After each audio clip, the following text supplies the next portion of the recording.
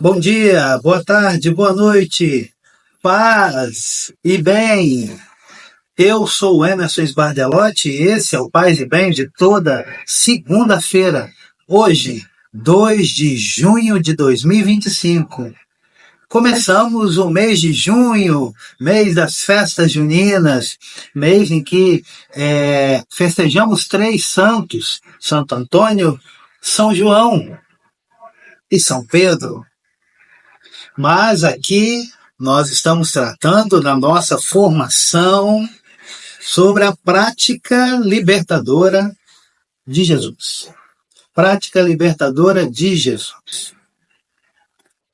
E hoje nós vamos falar sobre os espíritos impuros para entrarmos num novo capítulo, que é o capítulo que se refere à comunidade. Terminando o capítulo anterior, os espíritos impuros lhe obedecem. Um poder de purificar. Além do ensino, foi o poder de purificar que causou mais impacto no povo. Este poder de Jesus se manifestava de várias maneiras. Pela palavra, purificava os leprosos. Pelo toque no manto, a mulher que sofria de hemorragia ficou curada. Jesus declarava puros todos os alimentos. Expulsava os espíritos impuros. A própria morte, fonte de todas as impurezas, é vencida pelo toque e pela palavra. Pelo toque e pela palavra. Jesus confraternizava-se com pessoas impuras, como eram os publicanos e os pecadores. Para um judeu observante, fazer o que Jesus fazia era coisa perigosa e aparentemente muito doida. De fato, os próprios parentes achavam que Jesus estava ficando doido. Tocar em leprosos, comer com publicanos, deixar-se tocar por uma mulher considerada impura, comer sem lavar as mãos, tocar em cadáver. Tudo isso tornava a pessoa impura e qualquer contato com ela contaminaria os outros, impedindo a presença de Deus. Era, portanto, um perigo para todos. Para todos. Mas Jesus não se importava. E quando chamavam a atenção dele para o perigo que corria e que fazia os outros correrem, ele respondia: não vim chamar os justos, mas sim os pecadores. Não era só isso. Ele mostrava que, mesmo fazendo essas coisas perigosas, não colocava o povo em perigo. Pelo contrário, vencia a impureza. Jesus era capaz de purificar o impuro. Esta foi a grande novidade que causou impacto no povo. Era como encontrar uma vacina contra a AIDS. Forte, né? Forte essa comparação. Era como encontrar uma vacina contra a AIDS. O povo respirou aliviado. Finalmente, o impuro não contaminava mais. Perdeu a sua força. Um novo poder apareceu em Jesus. Ele chegou, amarrou o intruso que tiranizava os moradores da casa e libertou o povo.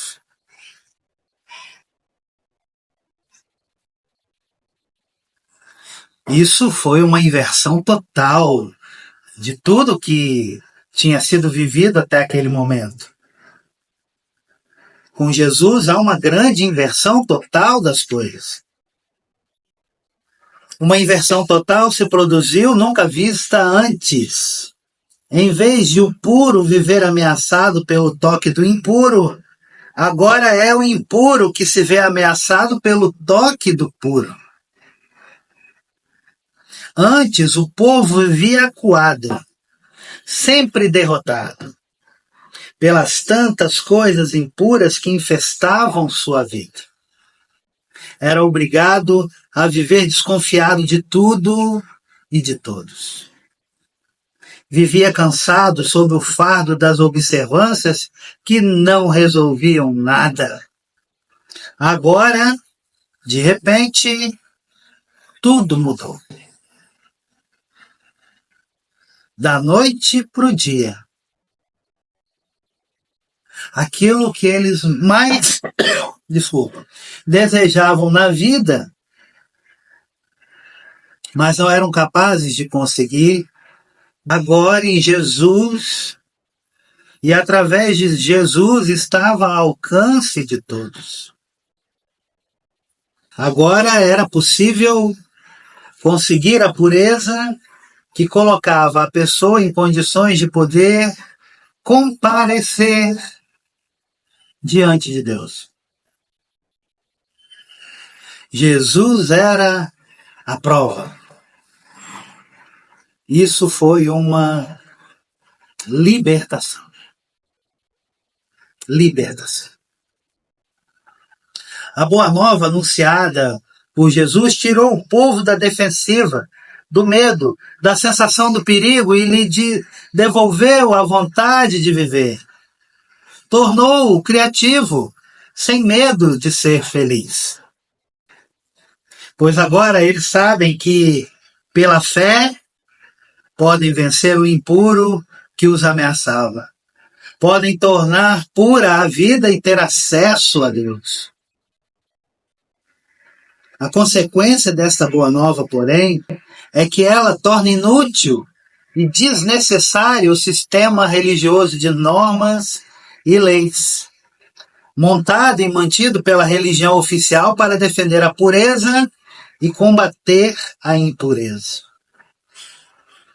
Dá para entender que a boa nova para o povo era uma má notícia para os defensores desse sistema opressor. E ainda hoje parece que continua sendo assim. Os falsos profetas vivem pregando e apregoando que é preciso, a qualquer custo, voltar para Deus. Ok, precisamos sempre voltar para Deus, mas não a qualquer custo. Deus não exige muito da gente, Ele exige que nós possamos nos converter ao amor, à solidariedade, à misericórdia.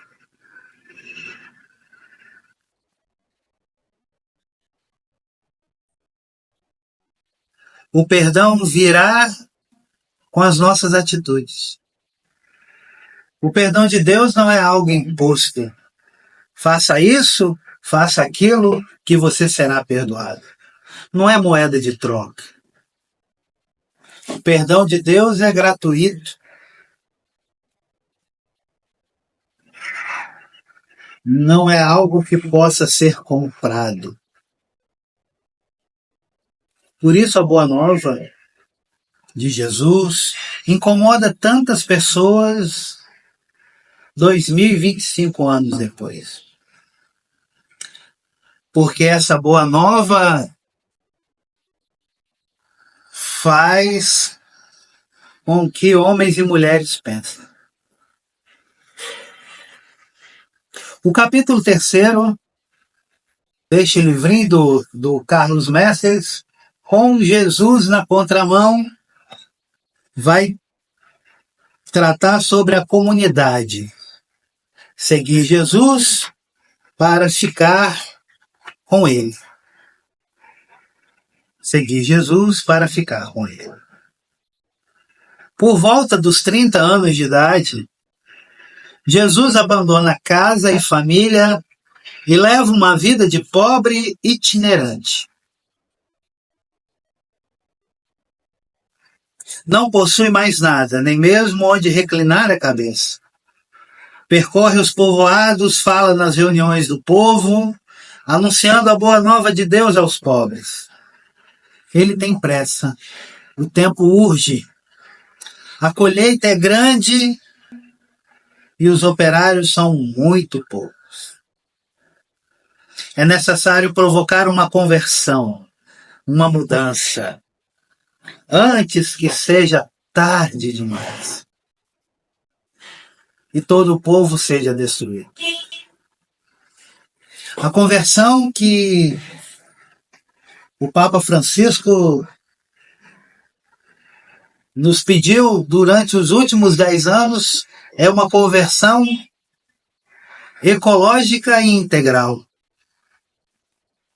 Não temos um outro lugar, uma outra casa para morar, a não ser o planeta Terra. Não teremos uma nova Arca de Noé. Ou nos salvamos todos, ou morreremos todos. Porque muita gente não quer defender a casa.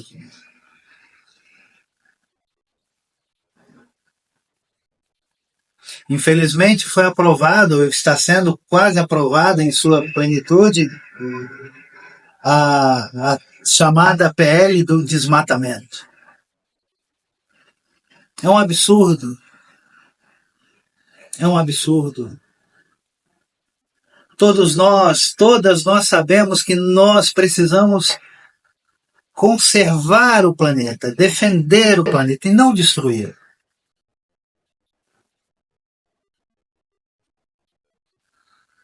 Às vezes, e eu espero estar errado, eu me questiono qual vai ser a importância de uma COP30 na Amazônia. Depois disso, se realmente essa PL do desmatamento passar. Quero estar errado. Mas precisamos ir para as ruas. Precisamos nos colocar contra essa PL. Somente assim, forçando os deputados e senadores, é que irão voltar atrás. Se não houver o clamor das ruas, não vejo sentido em ter uma COP30 no Brasil. O tempo urge. Nós precisamos provocar uma conversão, uma transformação, uma mudança, antes que seja tarde demais. Jesus chama outras pessoas para segui-lo. Todos com o mesmo anúncio: o reino chegou. Ele chama para duas coisas: para ficar com ele e para enviar a pregar e a expulsar demônios. Ficar com ele. Depois a segunda: pregar e expulsar demônios. São as duas coisas mais importantes na vida de um cristão ou de uma cristã. Ser da comunidade, ficar com Jesus. Quantos irmãos, quantas irmãs, por conta de perseguições, por conta de difamações, por conta de fofocas, de fake news, não estão numa comunidade eclesial de base, não vivem mais a sua fé. Encontraram na ética humana o caminho para poderem atuar, para poderem defender a vida, mas se afastaram do Deus da vida.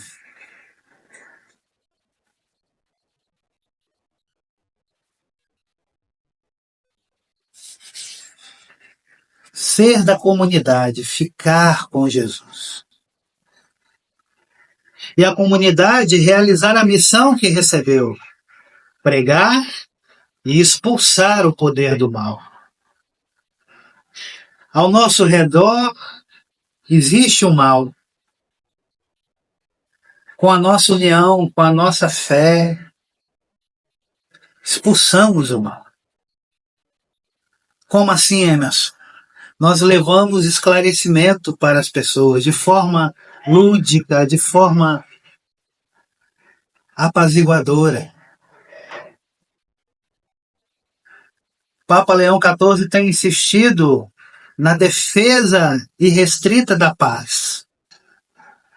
Não só porque há guerras no planeta, mas porque divulgando e fazendo acontecer a paz, faremos acontecer a justiça.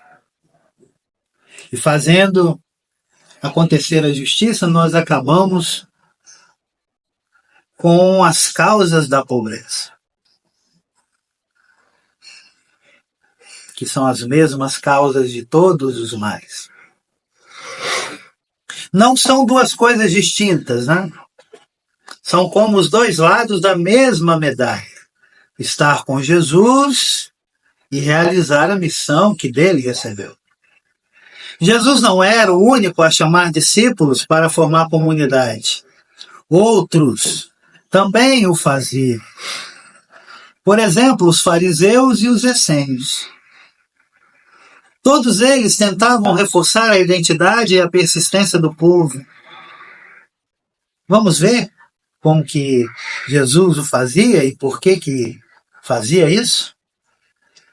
Número 1, vem e segue. É o chamado. A maneira de Jesus chamar as pessoas é simples e variada. Ele passa, olha e chama. Os que são chamados já o conhecem. Já tiveram alguma convivência com ele. Tiveram a oportunidade de vê-lo ajudar as pessoas ou de escutá-lo na sinagoga da comunidade. Sabem como ele vive e o que ele pensa. Minhas irmãs, meus irmãos, gente querida e amada, o chamado não é coisa de um só momento, mas é feito de repetidos chamados e convites, de avanço e de recuos. Começa à beira do lago e só termina depois da ressurreição. Começa na Galileia e no fim recomeça na Galileia. Também à beira do lago. Recomeça sempre, gente. Na prática, o chamado coincide com a convivência dos 3 anos. Desde o batismo de João até o momento em que Jesus foi levado ao céu. Às vezes, é Jesus quem toma a iniciativa e chama. Outras vezes são os próprios discípulos que convidam parentes e amigos.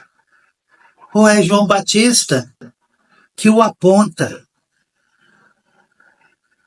como Cordeiro de Deus.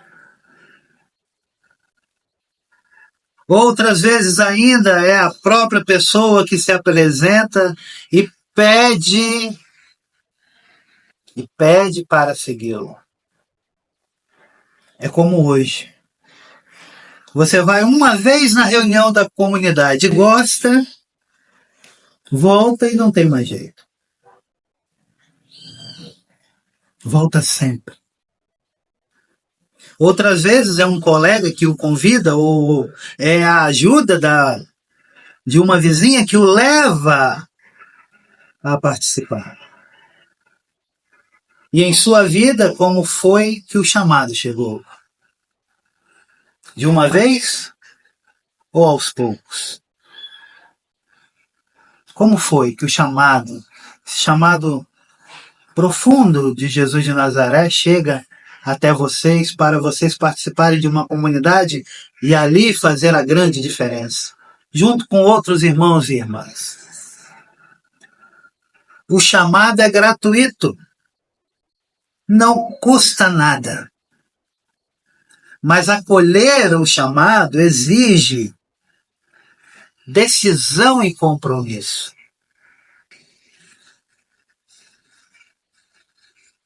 Jesus não esconde as exigências. Quem quer segui-lo deve saber o que está fazendo. Deve mudar de vida e crer na boa nova. Deve estar disposto a abandonar tudo e assumir com ele uma vida pobre e itinerante.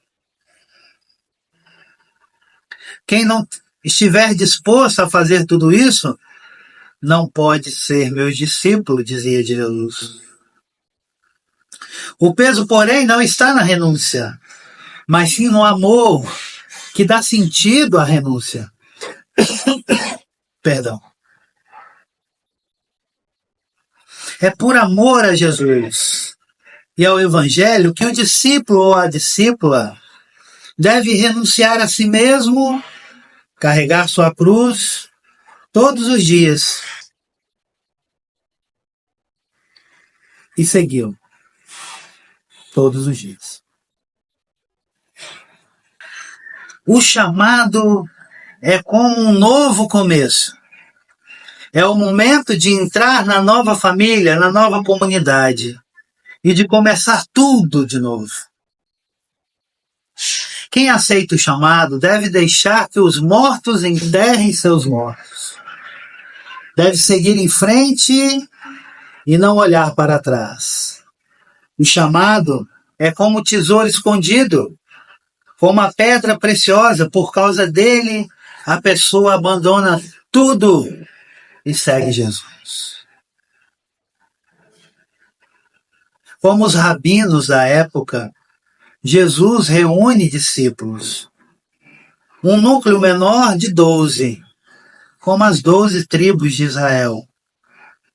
Uma comunidade mais ampla de homens e mulheres e um grupo maior de 72. Todos eles e elas seguem Jesus. Dentro do núcleo dos 12, de acordo com a finalidade do momento, Jesus forma grupos menores. Por exemplo, várias vezes chama Pedro, Tiago e João para rezar com ele. Seguir era um termo que se usava naquele tempo para indicar o relacionamento entre o discípulo e o seu mestre. Assim, para os primeiros cristãos, seguir Jesus significava 1. Imitar o exemplo do mestre. Jesus era um modelo a ser recriado na vida do discípulo e da discípula. A convivência diária permitia um confronto constante.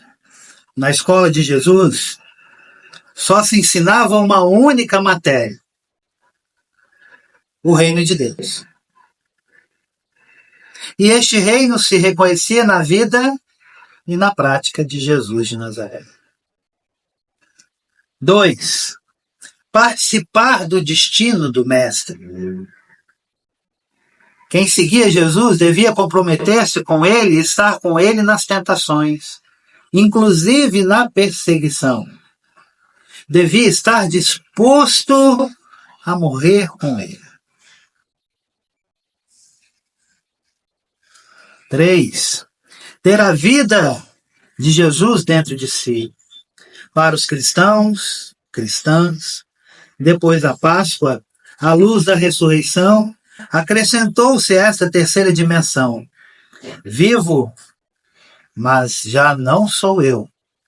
É Cristo quem vive em mim. Gálatas 2, versículo 20.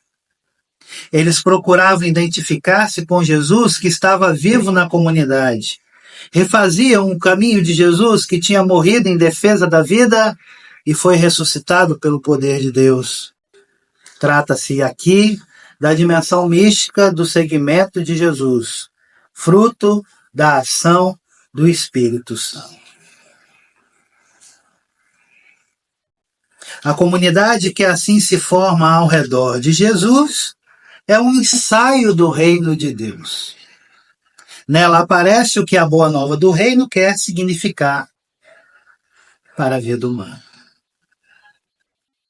Gente querida, gente amada, então, seguir a Jesus é entender o que de fato significa a vida humana a partir do reino de Deus.